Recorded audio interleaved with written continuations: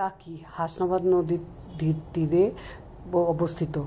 টাকিতে ঘুরতে গেলে কেউ যদি কোনো হোটেলে থাকেন এবং এই নদীতে যদি নৌকা না চাপেন বা লঞ্চে না ওঠেন, তাহলে সে মজা থাকার কোনো পাবেইনি না।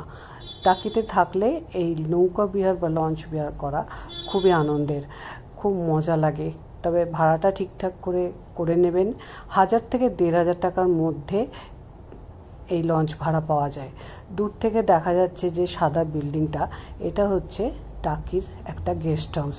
টাকিতে অনেক গেস্ট হাউস আছে এবং অনেক হোটেলও আছে। সোনার বাংলা তো আছেই, মজা সব থেকে ভালো হোটেল। যাকে টাকি গেস্ট হাউসে থাকার জন্য অনলাইন বুকিং করতে হয় আগে থেকে, এই টাকি গেস্ট হাউস।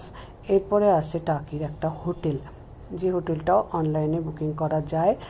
এবং তারপরে আসছে একটা পুরো ভাঙা রাজবাড়ি, টাকির রাজবাড়ি। এখানে মৌসুমী চ্যাটার্জির গয়নার বাক্স শুটিং হয়েছিল। সবাই নিশ্চয়ই দেখেছেন এই বইটা, গয়নার বাক্স। মৌসুমী চ্যাটার্জি নিয়ে বসে থাকতো। এটা টাকির ভাসান ঘাট, দুর্গা মা ভাসান থেকে শুরু করে সমস্ত ঠাকুরের ভাসান এখানেই হয়ে থাকে এবং অনেক লোক জমায়েত হয় দেখার জন্য।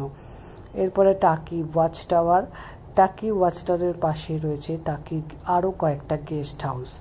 এগুলো ছাড়িয়ে চলে যাওয়ার পর মাঝ নদীতে নৌকা নিয়ে গেল এবং স্পিডে নৌকা চলতে চলতে এত মজা লাগছিল যে বলার মতো না।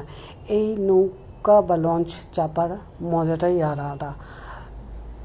গেলে অবশ্যই এই নৌকা বা লঞ্চে চাপবেন এবং ভাড়াটা ঠিকঠাক করে নেবেন, যেন আপনারা না ঠকেন। 1000 থেকে 1500 টাকা।